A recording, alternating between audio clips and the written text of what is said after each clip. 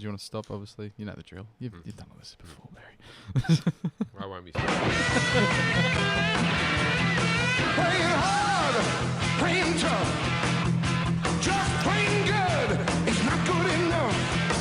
We're gonna show you what league's all about. If there's a lesson to be learned, we're handing it out. This game is our game. This town is our town. Turn your head up and listen to the crowd.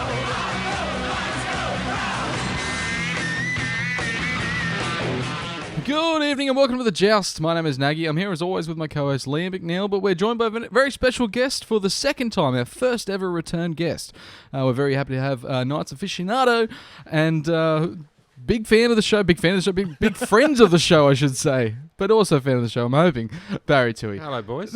Welcome back, Baz. Great to be back. Good to have you, Barry. You've obviously had a few knockbacks from blokes that have been on before, have you? Or not? Plenty. No. We wouldn't do first return guest. We're very happy to have you back, Baz, and for our final episode of the season, which is it's a bit of a sad moment, but it's also exciting as a bit of a reflective for the whole season on how we went, what went wrong, and also what went right, and there was a fair bit of that as well. Liam, we'll kick straight off with the game for the final game for the season against the Dragons. Now, it didn't go the way we'd hoped with a 24-14 loss to the Dragons at home, our last home game for Old Boys Day. You were at the game, Liam. I was, Nagy. I was at the game. It was a wonderful atmosphere. The place was absolutely packed. I got to actually give a fair bit of credit to the Dragon supporters. There seems to be a lot of Dragon supporters absolutely everywhere.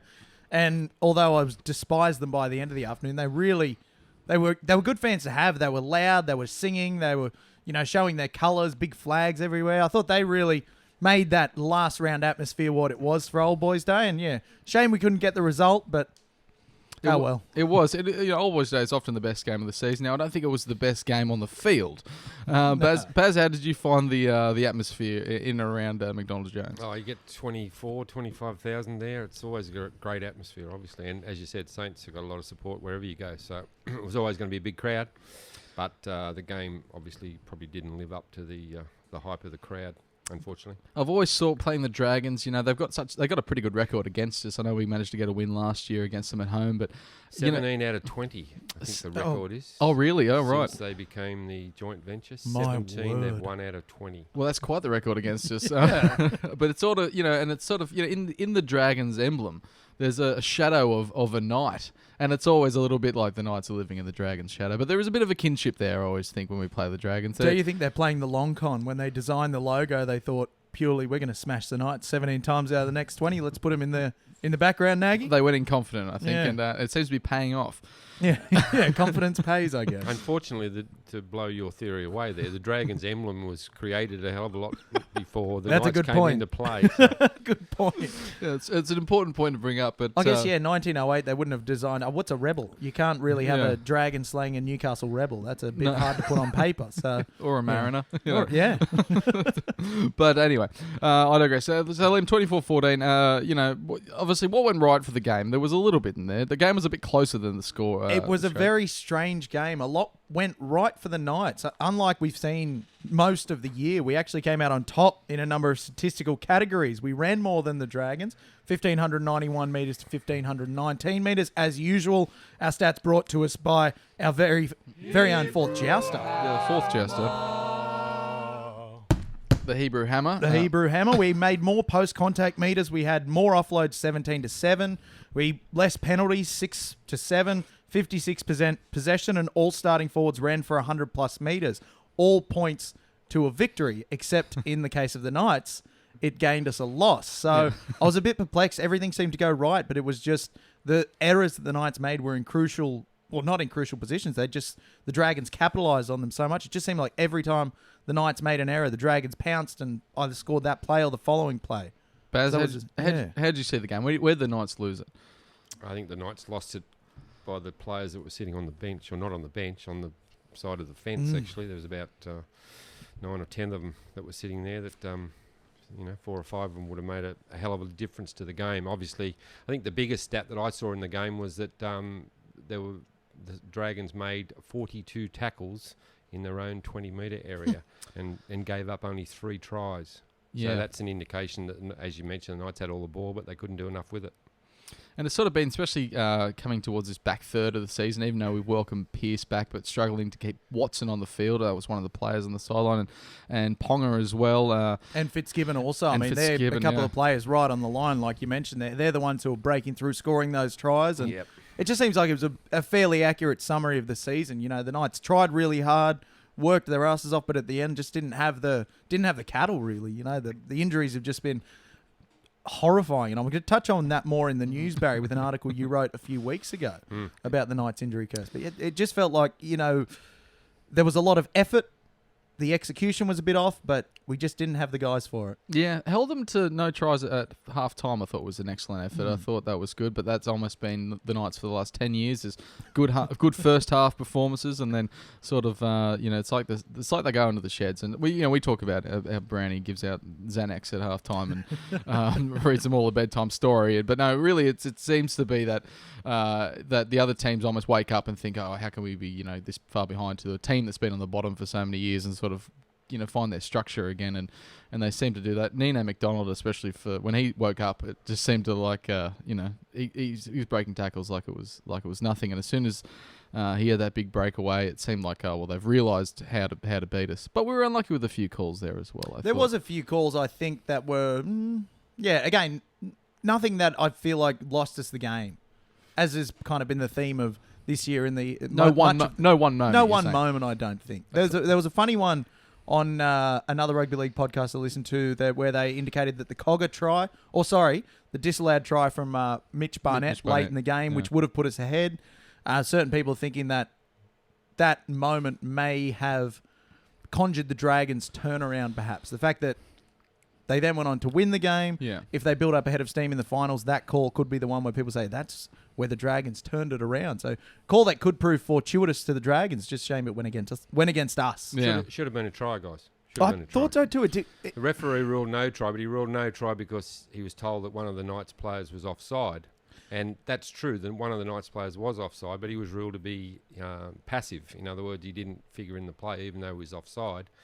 And then when you got down to looking at the Cogger, with the ball there where it came off their fullback, and whether it touched Cogger's arm or it didn't touch his arm, if the referee rules a try, then he would have allowed it. No bugger that, we should have won that game. That call lost us that game then. Thank you, Barry. So, pretty crucial moment in the game. But in saying all that, guys, you're being very generous to the Knights because I thought they were pretty poor and I thought St George were only marginally better. And if they don't play a hell of a lot better than that against the Broncos up there on Sunday, they will get flogged. Which seems such a way for the Dragons to end a season that they have done the last 4 or 5 years. They just seem to end their seasons with a whimper. And I came in so confident. I was, the Dragons are at their classic end of season fade off. They've done it the last 4 or 5 years. I think last year it was them playing the Bulldogs in the last round to make the semis and get knocked out.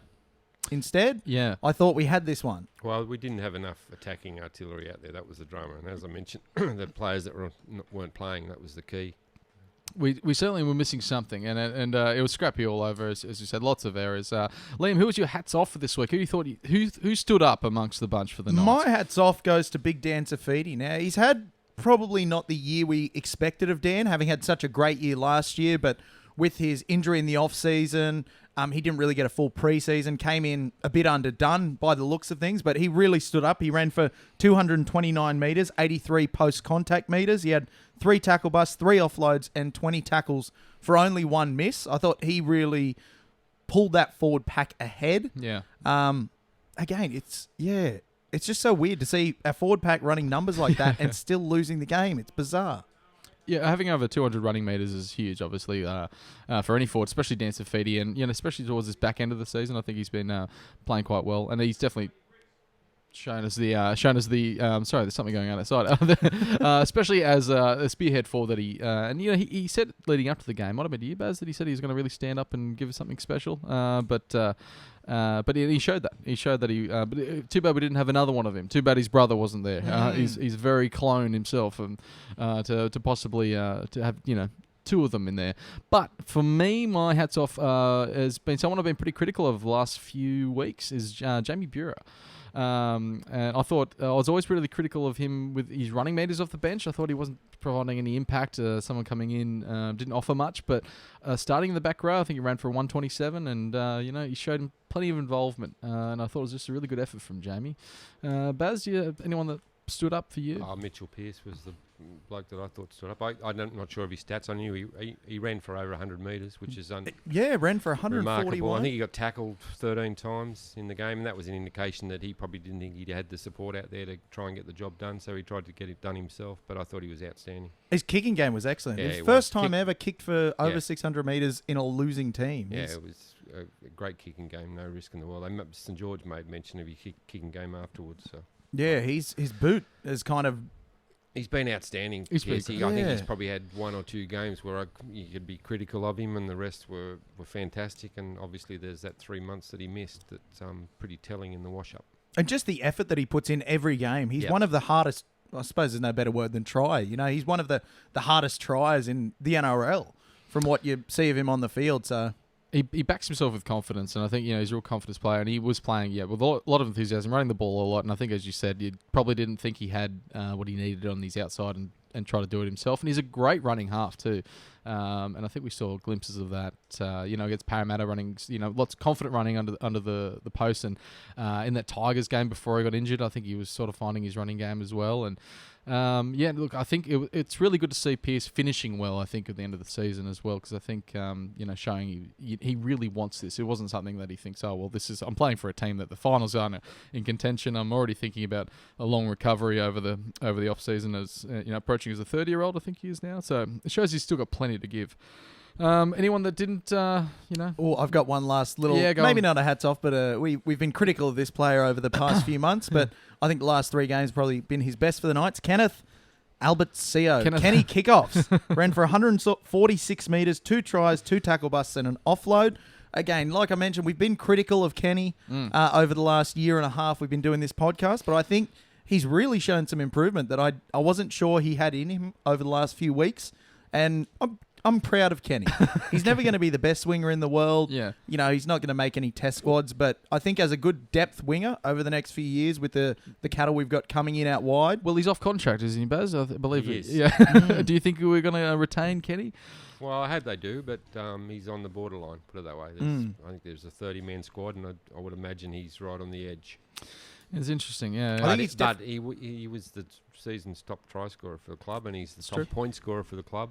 And if you'd have said that before the start of the season, you would have got some money on, a decent bet there, I reckon. Well, he didn't really come in until about round 7 or 8, or around that time when after Tao earlier when Tao did his knee, round 4. There you go. Yeah. So he started, got a bit of a false start. Could have got a few more tries in there. He's a good finisher. He's not that electric winger that I think the standard of winger we've all brought up to think that they've got to do more and be that game breaker. But for a player that when everything's going right and you just need to beat that last defender and go over the line, he finds it quite often. He's got the best out of himself this year, I reckon, but I would give him this award, the worst kicker offer in the comp. Yes. Yeah. Hence Kenny kickoffs. Kenny kickoffs It's a name made in jest. But also, he's a hard worker. He's shown over the last few games, he's been working really well out of yardage to get the Knights on the front foot. Yeah. And I've seen some improvement from Kenny that I wasn't sure I would. So I thought I'd give him a bit of an honorary hats off to round it out. Anyone for a hats back on, Liam, that you thought maybe could have? Yes. And this hurts me to say because we love the bloke here at the Joust. But Mitch Barnett, he had 2 errors, 2 penalties, 5 missed tackles. Again, he ran hard, he gave his all, but it was just those errors that he still has in his game seemed to be multiplied against the Dragons, which was a shame. I'll have to agree, only because I think he was playing, he put so much into that game, obviously a lot of running meters, and he found himself just at those spots where there was errors. He might have been playing under fatigue, and he was just he was trying his guts out, but he was because he was there so often around the mistakes, you kept seeing him, and I'll have to agree with Mitch Barnett. Anyone for you, Baz? Yeah, look, I'm not going to go past Barney. I mean, he put down the worst clearing kick or whatever it was that we've ever seen in the first half that led to a try that wasn't a try because thankfully for Barney that one of their guys was offside. Yep.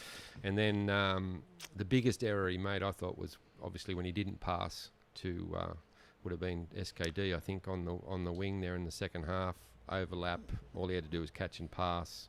And then Pereira made that And beautiful Pereira came tackle. in, but he made the beautiful tackle because Barney hesitated slightly and didn't pass. SKD scores, and the Knights may go on and win it from there. But hey, look, that's one of those things, I guess. Yeah, upsetting to see. Look, it wasn't, but there were some really good things as far as that game. Obviously, we're not making the finals coming into that side, coming into that game, but still the crowd coming out. Well, it was 25,000 as Baz was saying before, and for a last game, I know a lot of them were Dragon supporters, but for a last game to really lift we started with a big crowd, and we finished with a big crowd, and I think that says a lot. Even this last third of the season's been pretty patchy. Patchy's probably being pretty generous as well. It's been there's been some pretty ordinary performances and a lot of them being away as well. So to show that there's still plenty of support there for the Knights and a lot of celebration that we're not coming last. Yeah, and I was going to save this for the news, but figures have been released and the Knights had the second highest NRL average crowd of 18,974 behind the Brisbane Broncos, which is a 21.48% increase from 2017's average crowd of 15,619. Also, an interesting figure showed that if we adjusted Newcastle's population to that of Brisbane, our average crowd would be 63,000 Yeah, sure. per week. Yeah, Which I thought that was pretty good. You've been on Twitter this week, mate. I have been, yeah. I'm rarely off it, Barry. Very rarely. Look, I don't have much else in my life, Barry. we have so much to get through. I think we're going to start with the news. Start with the news.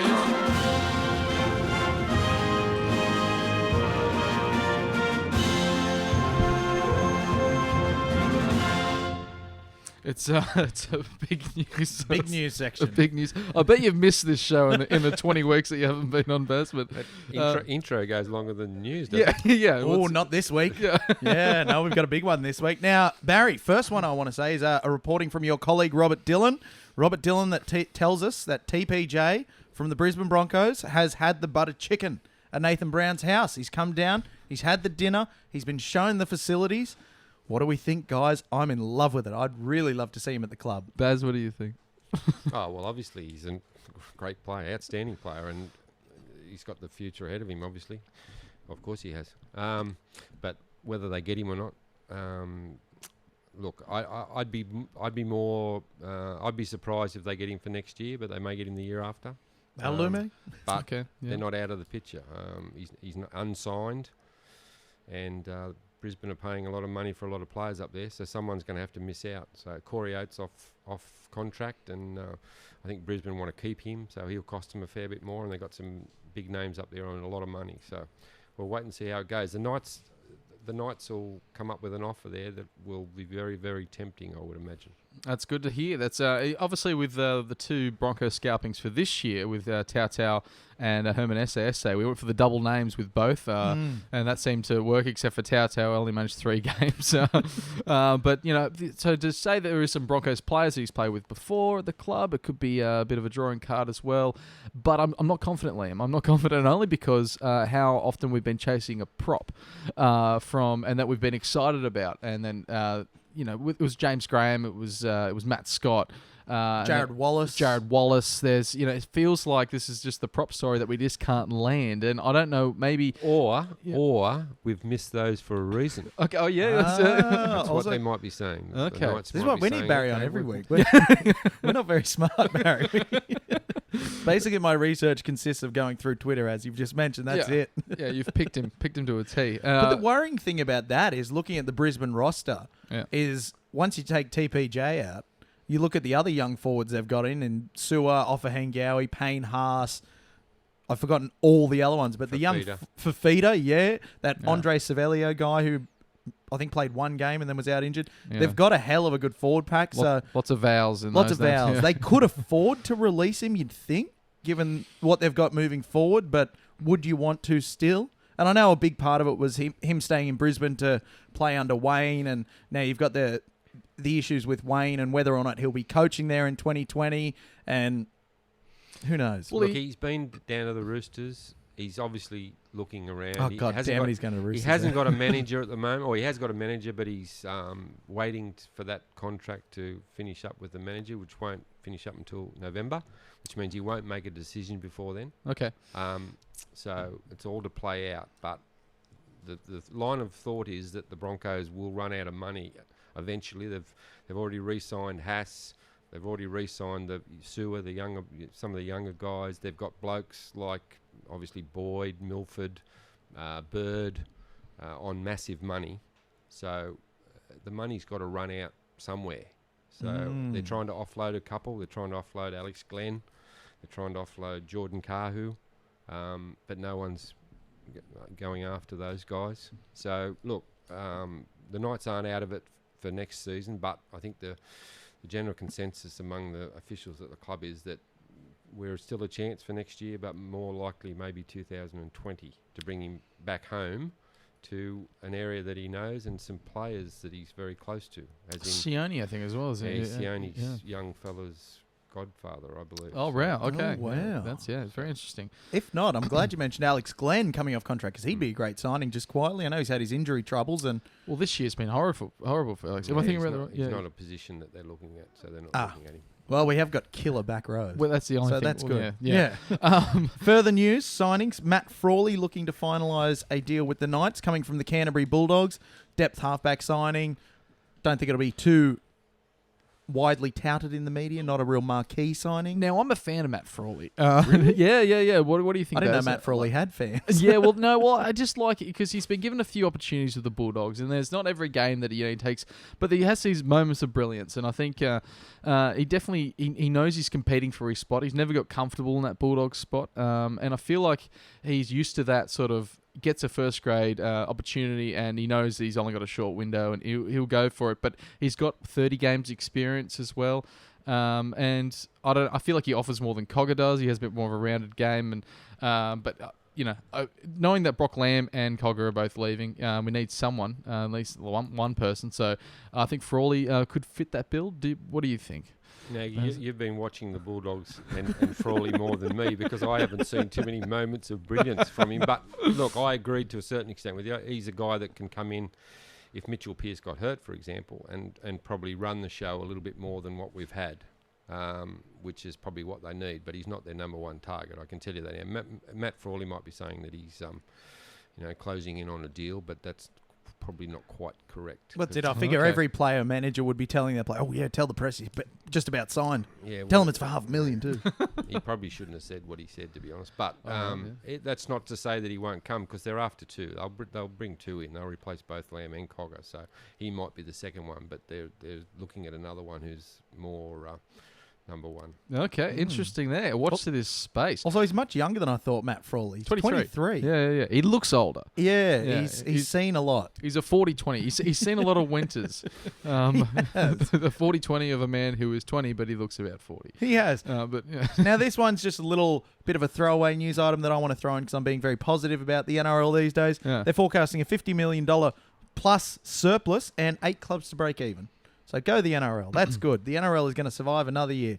But this is the big one that's broken today. Yeah. Now, are we seeing the end of Mad Monday? I believe, Elliot, we've got a picture we can put up there of tomorrow's front page. Oh, wait. That's today. Tuesday. That's today. That's today's. Tuesday? Yeah, okay. Yeah. Today's front page of the newspaper, obviously quoting the famous song from the Baha Men of the Bulldogs having a nice quiet afternoon in with Mad Monday drinks. Now, this has torn the rugby league world asunder.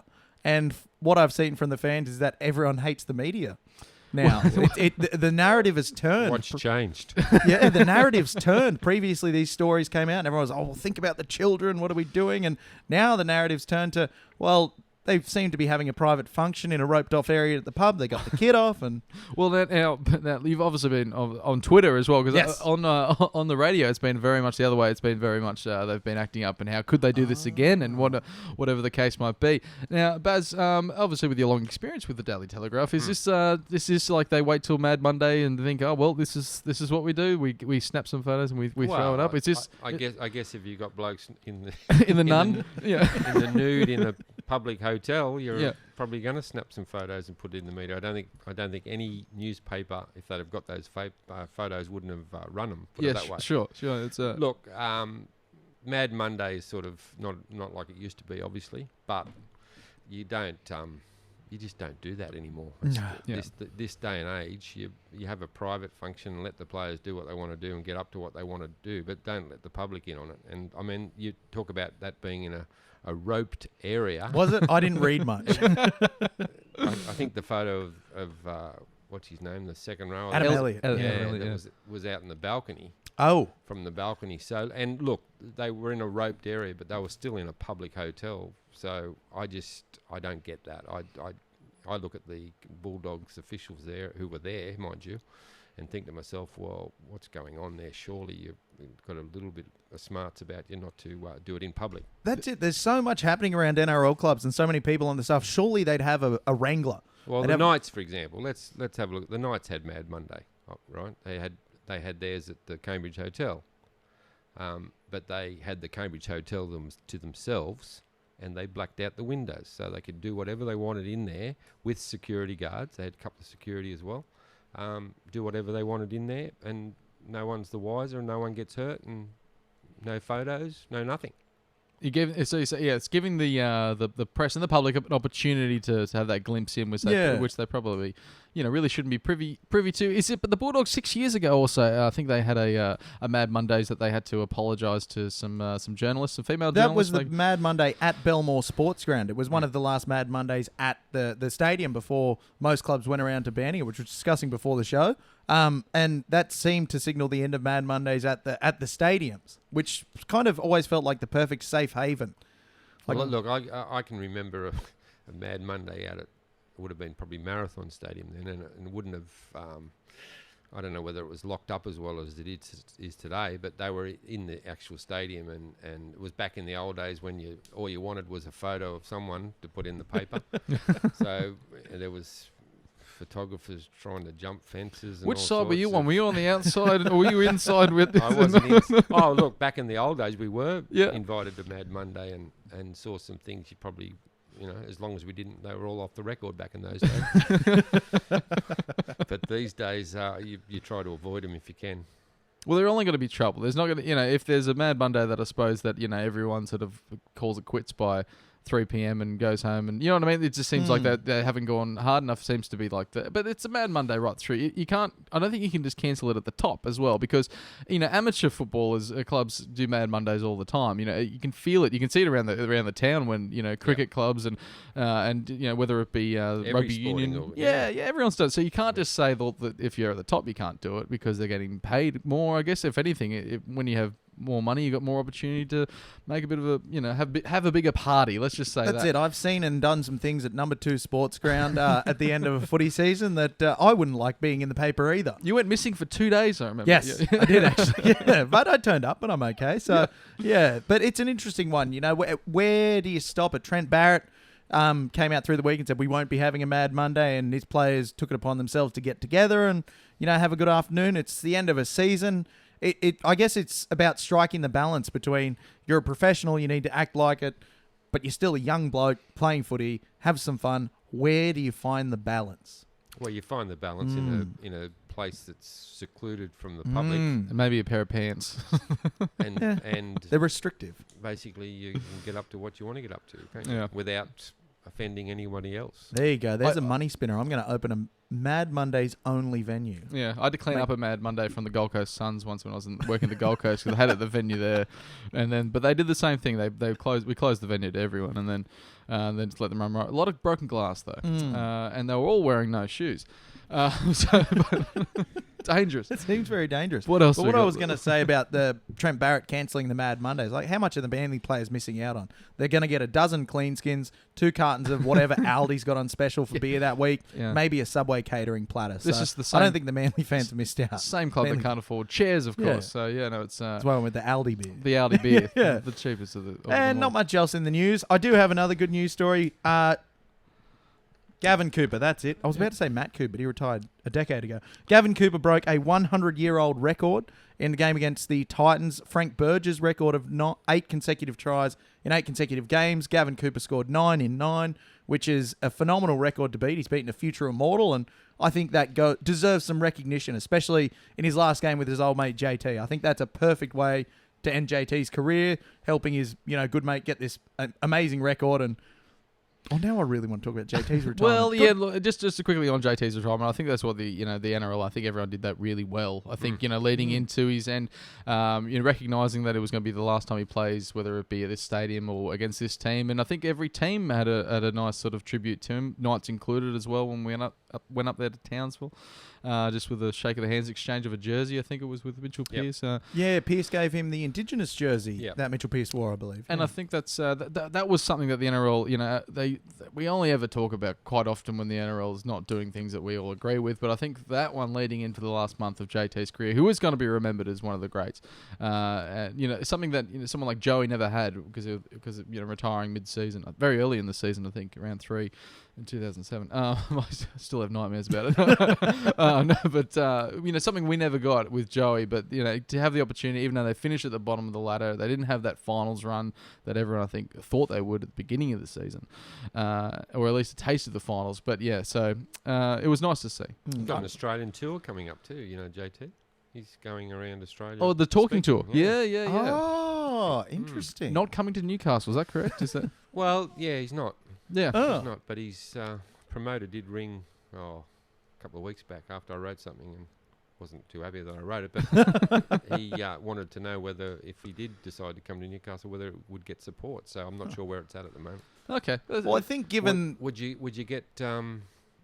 you'd have to have it probably at the Civic Theatre. Would you get the Civic Theatre booked out for JT, you reckon? I think you would. Given the way he's conducted himself the last kind of decade of his career. He had a few rough years early on where it's a bit of a rabble-rouser, but after that, developed himself into as close, I think, as we've seen as a rugby league personality with all his community work, everything he's doing, especially with the Indigenous, everything he does off the field. He's really worked hard to form himself into this great rugby league role model. And I think that's really endeared him to pretty much everyone in rugby league. And I think he'd sell it out in a heartbeat, absolutely. I've so often watched JT play against, the Blues quite often. And even what he did against the Knights game, just kept trying and finally getting that win. But, getting those wins in those big matches. And I think once you put it behind him that he's not going to be playing for Queensland anymore and he's not going to be playing the game anymore, I think it's really going to shock everyone watching a Cowboys game without Jonathan Thurston, which has been so long without having him there or talked about. And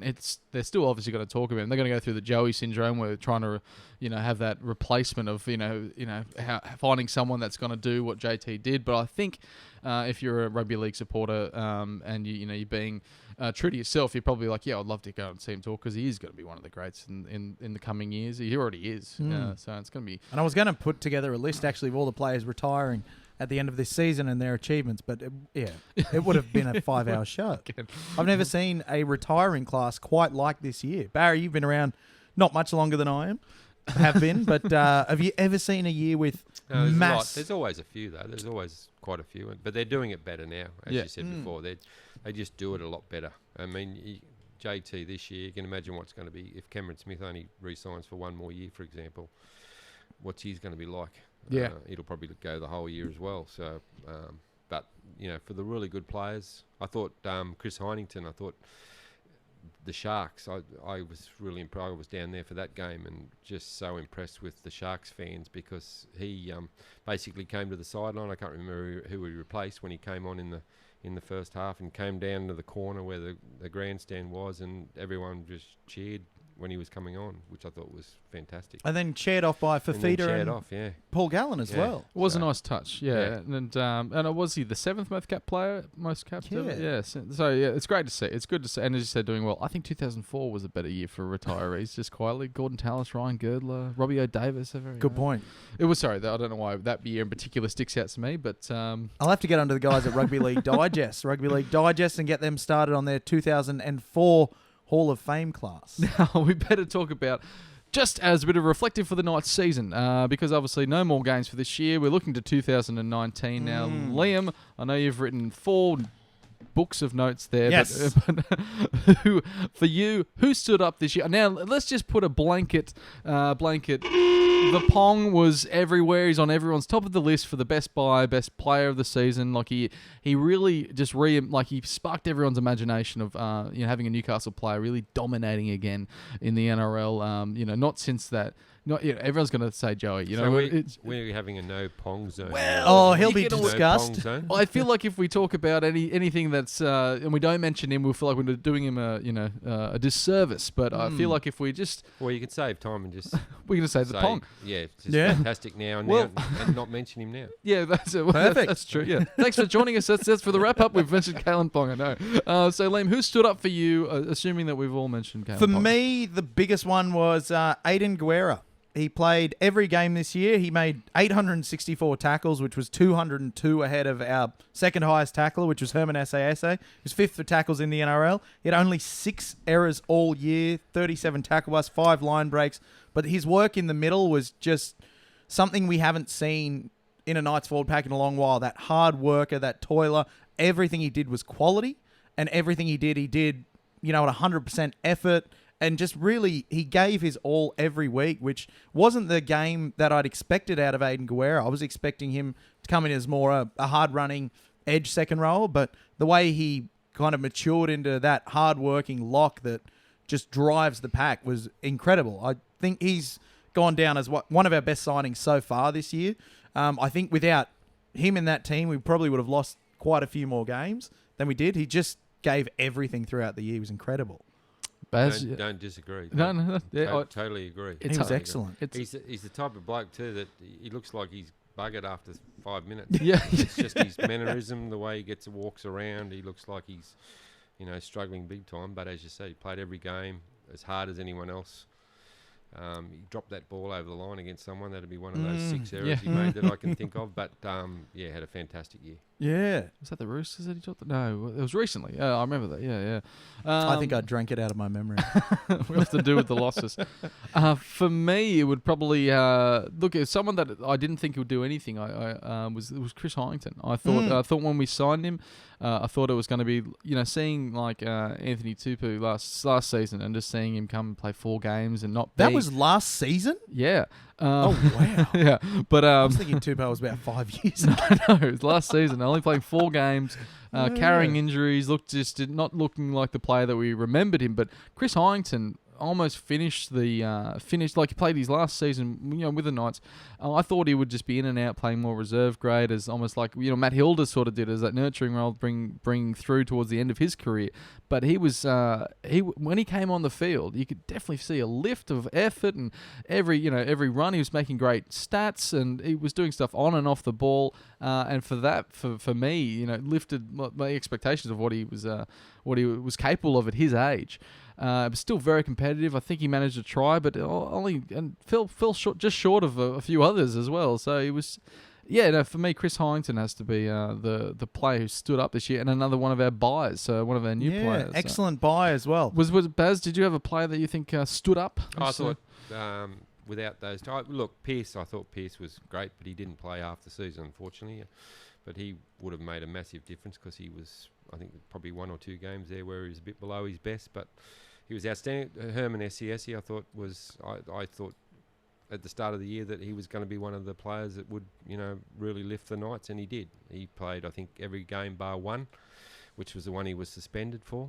He did, yeah. He did. He only he didn't miss the game through injury, and he was the sort of guy that a lot of weeks didn't train early in the week because he was carrying stuff, but he never missed any games through injury, and he just needs probably someone, maybe a hard nut taking the first carry, and instead of him having to take the first carry. He looks. Sorry to interrupt you, right. Baz. He seems like a player that just loves his hands on the ball. You know what I mean? Like lots of carries through the game. He's, even if under fatigue, he just he will never be a player that the hands on the hips and standing at the back of the ruck. He's just always there. Sometimes twice in a set, and it seems like he's got a huge gas tank. Not a massive player in today's prop sort of standards, but loves bumping blokes off. Yeah. And he's got footwork, got really good footwork, but he just, that first bloke, very rarely does he get tackled by the first bloke that has a crack at him. And there were so many games where the Knights forward pack just wasn't in it, and yet Herman was still charging, still going hard, still making good numbers as well. He ran for 13 metres per game, which is actually, he had the average, best metres of the forwards, Yeah. second in the team, behind someone we won't mention. He had 2.3 tackle busts a game. He tackled at 92% effectiveness, but one thing he did need to work on is his positioning in defence. He was the cause of 15 line breaks. So Was this just a his side-to-side movement, they were getting players through him. Is that Spiegelman? That's from Spiegelman, of course. Yeah, all our stats, of course, from Josh Spiegelman. Yeah. But yeah, Herman, there was a few games there where the Knights forwards weren't following him, but he was still, working, doing all that. And I think the signing of Tim Glasby, he's kind of that second hit-up prop where you have after... I don't know. Yeah, I've lost my train of thought. After the first one, it comes the second. Yeah, that's it. Yeah. But I think they'll partner up well. I feel like they both offer something very different in the front row stocks. Now it comes to a time that we talk about an area that we don't like to talk about, and this is rather than the players that stood up, it's the players that remained seated. They didn't quite let us down in most cases, but in some cases they did. And it has to be spoken about in a time that we didn't make the finals. We lost a lot of games towards the back end of the season there. So Liam, who was the player that remained seated for you? This is a disappointing one for me. I didn't think Danny Levi had his best season. Now, he was the incumbent Kiwis hooker when we started the season. Slade Griffin came to the club. He was playing second fiddle to Slade. I thought he was doing well when he was playing second fiddle to Slade Griffin, but then Griffin got the knee injury, and we all thought, great, Danny Levi can rise up and become the hooker that he showed glimpses of the last year, 2017. Yeah. But he just didn't really seem to hit that height. He didn't seem to, offer what he did last year. There was quite a few errors, penalties in his game. Even when he was going out on a limb, having those runs out of dummy half, A lot of them didn't. working through the ruck, a lot didn't pay off. Just knowing the potential and having seen how good he can be, I think there's a lot of improvement left in Danny Levi, and I think he'll be a bit disappointed that in the back end of the season he didn't really stamp any authority on that number 9 jersey. I came out of the season thinking, well, he might be hooker next year, might still be Slade, where I think if he'd played up to his potential, we'd be saying, well, Danny Levi for sure. But yeah, I don't know. Disappointed. You were disappointed. Yeah, with his disappointed. efforts. Baz, I think you've been harsh. Yeah, it's because I hold him really highly. Nice. Look, I know it was a difficult season for him because Slade went so well early, and he had to fight his way in, and actually wanted a release at one stage that he didn't get, thank goodness, because they needed him at the back end. But he did have some really good games when he came in. Oh, he had some great games at the back end. Yeah. But look, I'm with you. He's got some discipline areas. He knocked the ball on there at dummy half, right on the line against the Dragons, and he gave that, which I thought was worse, was the penalty for holding the ball play the ball on the 5th tackle, about 40 metres out. The Dragons scored in the next set. They're unforgivable stuff that you just got to get out of your game. So that's the sort of stuff he can work on. But I think he showed enough, and obviously Slade's not going to be there until probably midway through next season, all going well. So he's got to really stand up. They are looking at maybe a hooker as far as recruitment goes too, because they're going to need probably somebody else. Interesting to hear. For me, it's split over two. And now these were one of them in particular. Like I said, how Chris Hyington I thought was the player that stood up for me. An older player that we sort of rolled the dice on with 1 year contract. For the other side of the coin was Jacob Lillyman. The Ox. And the Ox. And I was, looking at his stats last year, they sort of matched Dan Safidi's. I think he was averaging close to 140 metres and he had a good high work rate. And injuries, I think it was his groin that just... his body let him down. And that you expect it's going to happen eventually. And we didn't get the best out of him. And it was disappointing to see time and time again when we sort of backed him and then he just couldn't keep up. Disappointing that, but again, he's had such a tremendous career. So, we thought we could squeeze one more year out of him. Only ever going to be one more year, but, didn't obviously get the best, and we didn't get to see him off either, which was disappointing. Jack Cogger as well. Look, you got an opportunity there with Brock Lamb after, I think it was round 8 against the Titans. Didn't make a return game back.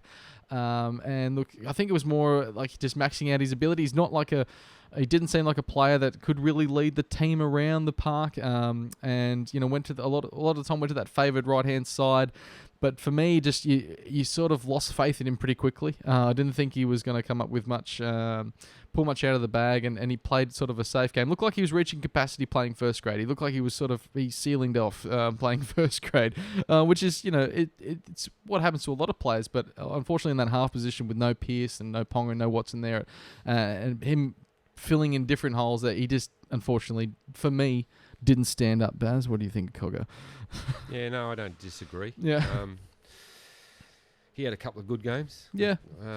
But he probably, and his kicking, that was probably the biggest thing about him. He's just not a strong enough kicker, and that let him down when there was no Pearce, and obviously Watson at 5'8". Well, Watson's not a kicker of the ball either, so everything relied on Cogger, and he just hasn't got a strong enough foot, unfortunately. I think he did show enough, though, when Pearce came back that he has got a bit of potential once he's got a dominant half playing with him. I thought the games he played with Pearce were probably his best when we hadn't seen much in the lead-up because he didn't have a complementary player. Once he's got that complementary player and he's playing a very simplified role, he doesn't have to worry about the kicking. He's shown that he can play some footy. So he did play tough. He played the last nearly 8 weeks with a ruptured ligament in his little finger. So he did play pretty tough. That's true. Holding off surgery as well. Yeah. No doubting his toughness and that sort of stuff. No, not at all. He's tiny. Yeah.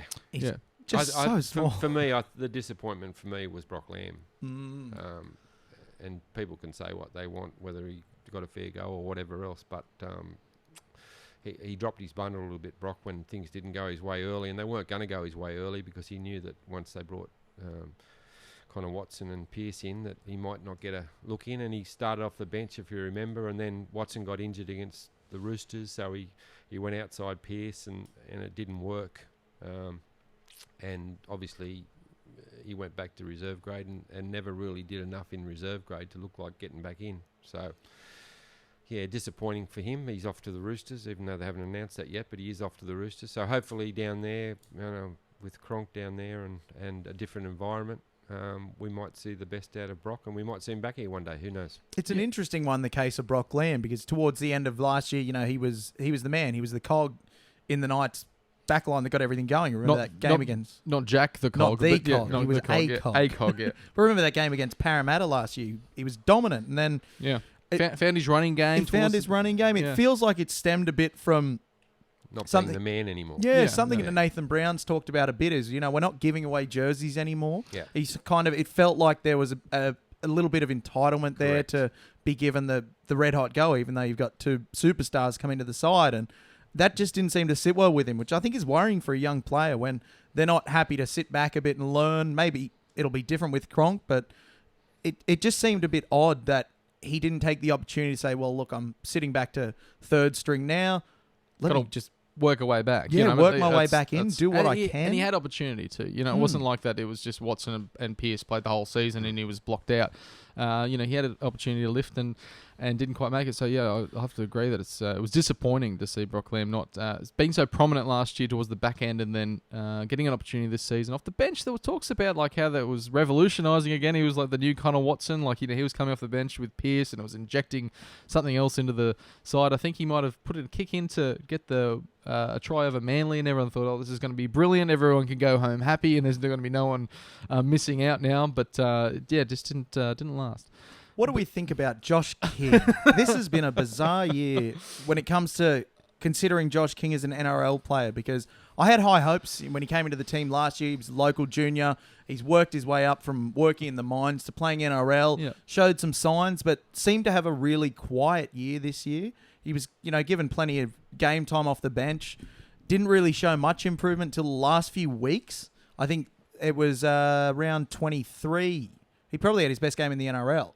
And it just seemed like such a long lead-in time to show the improvement there. Yeah. Baz, what do you think about Josh King? Yeah. The most maligned player in the club. That's what I'm thinking as well, because you hear people railing against him. And I think he was reading a fair bit of it as well, so that probably affected him a little bit. Look, he's a guy, he's a young bloke that was still working, 12 months ago? Or more than 12 months ago, 18 months ago, still working, so he wasn't full-time. He's full-time now, obviously. He's still only a young guy. He's, for a front rower. He's played, I think, 30-something NRL games when he probably should have played 5 or 6. That's the difference. And look, I don't know whether he's going to make it, Josh. He's a great kid. He's a smart kid. He's probably one of the smartest, not players, but one of the smartest in there, in outside of footy. But whether he's got the ability to make it, I don't know. But people need to give him a little bit more time because I think it's a bit early to be riding his death knell. I thought you were going to say he's one of the smartest of the props, Barry. That's not saying much there. No, he's one of the actual smartest of the players.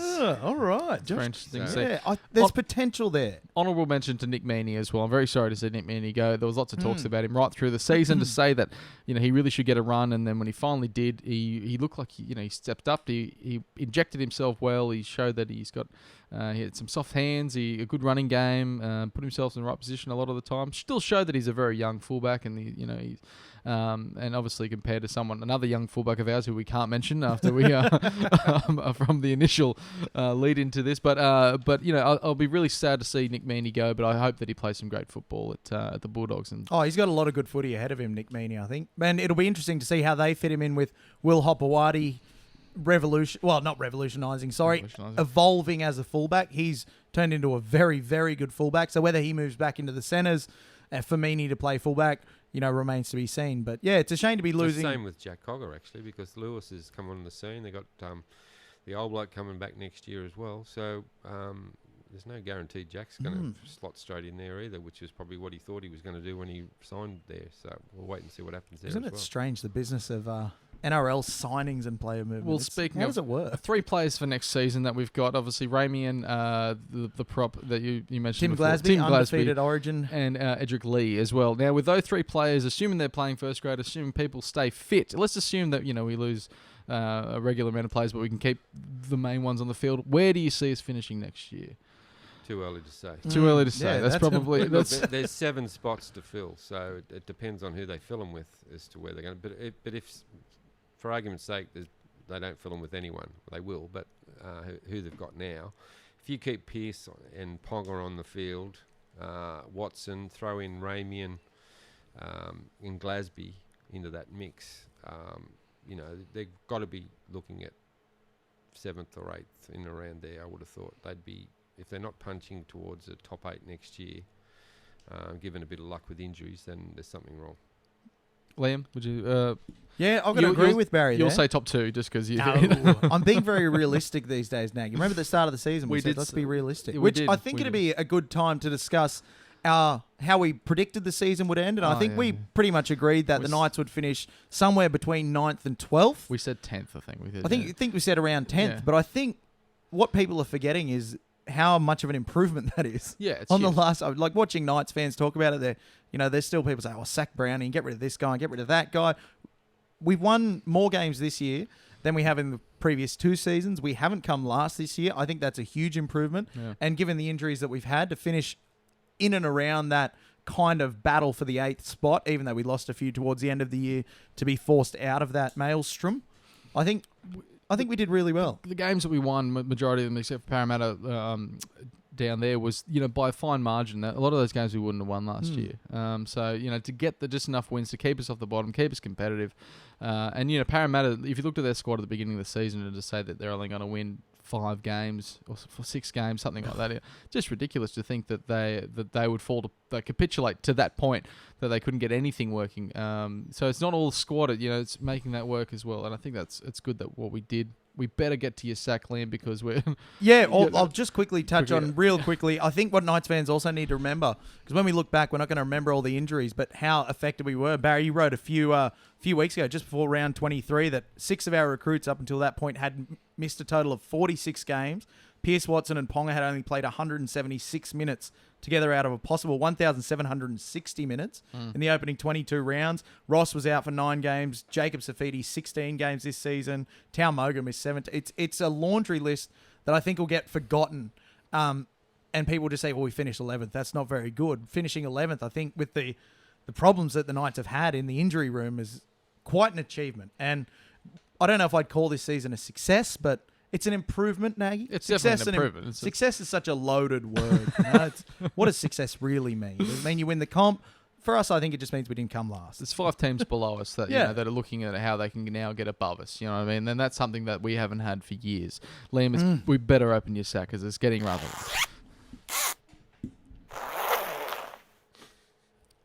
It's a big sack. And It's we an got enormous dinner after this, Liam. We got dinner at the Commonwealth Hotel, of course. That's where the Knights should have had their Mad Monday. It's an excellent venue, very discreet. Yeah, Very discreet venue. Yeah, but there's no blacked out windows at No. the Commonwealth Hotel. It's very it's very airy, and you can family look at it. It's a venue. family venue. You go down there with your friends, and it's welcoming, and the beer's cold, and the food's hot. And have you ever been to the Commonwealth Hotel I have, recently? mate. Yeah, it's Not recently, but I have been there. Oh, I'll it's an tell you quite a excellent few venue. times. you should get back there because it's a great pub. Liam, that sack of yours. Now the sack.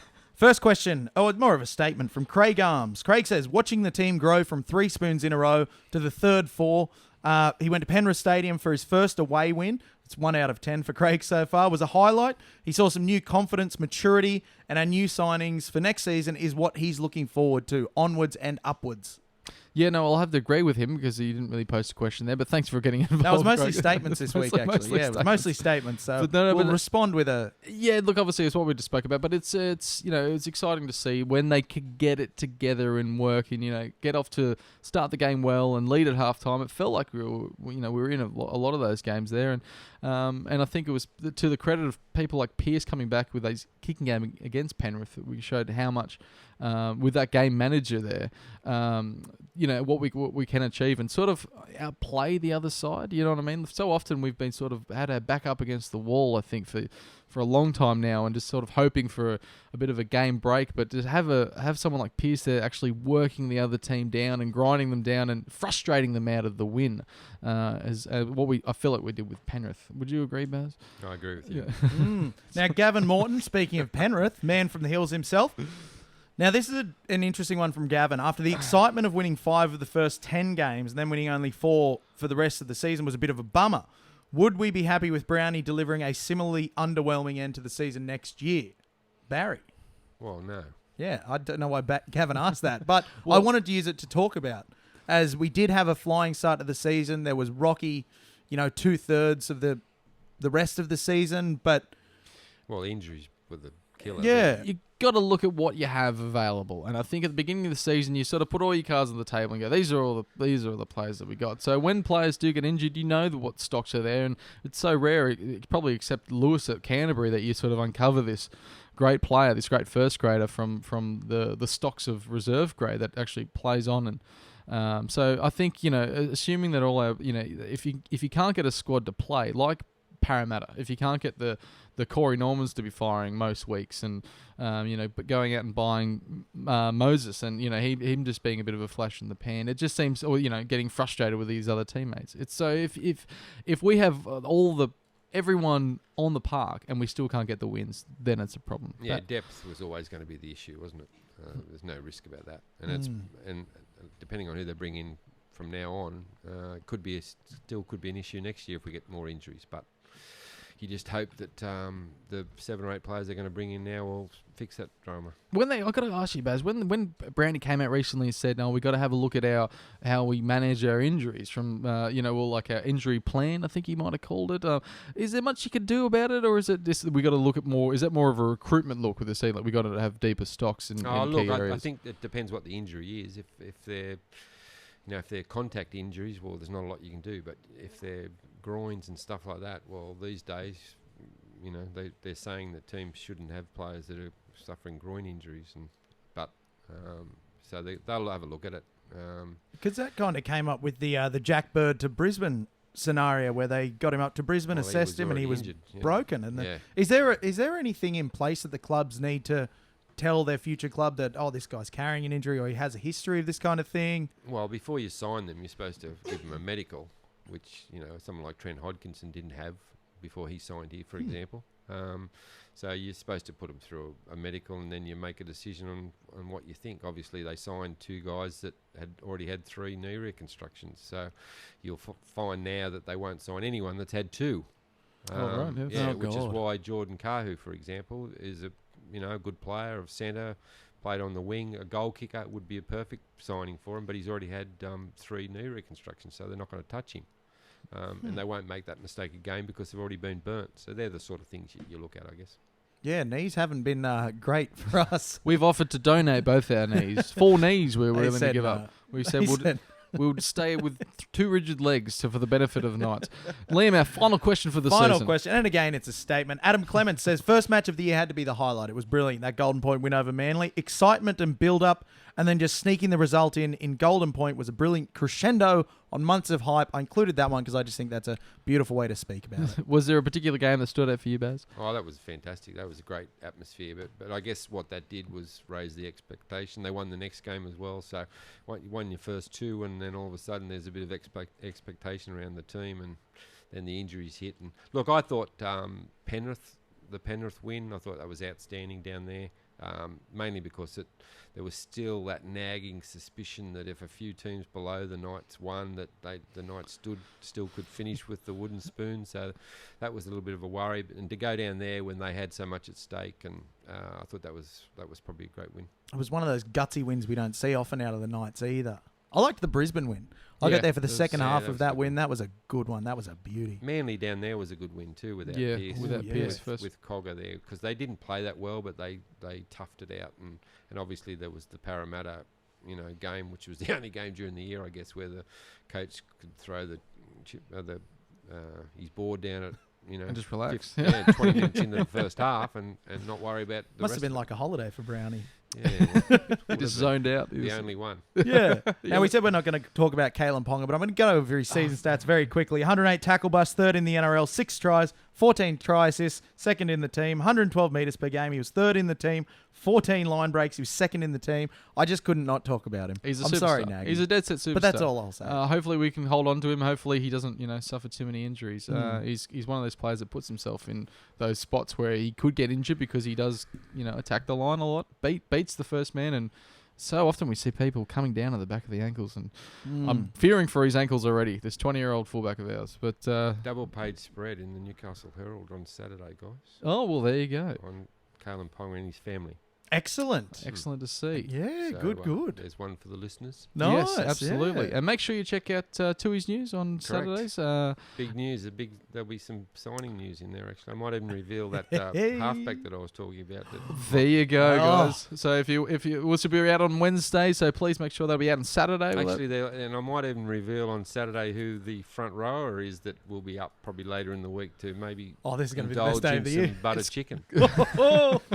It's going to be interesting to see. We can't wait to read Tui's news. We love it every week. Thank you very much for joining us, Baz. It's been an absolute pleasure. Liam, it's been a pleasure joining with you every week to sort of hammer on about the same team that we happen to really like. Thank you all the Jousters out there for tuning in. If any fans out there have something that Naggy and I can do over the next 4 or 5 months, What happens? we sit in here, still do the same thing, but we don't record anything. the lights are off. You see, we don't actually get power to this room 5 months of the year, so we just kind of sit and. It's going to be upsetting. Obviously, yeah, thank you for all the support through the season, guys, and we'll definitely be around next year. It's been an absolute pleasure, and I thought we'd finish with a special song. Hopefully it comes on. Yeah, we have had the time of our life, Naggy. Yeah.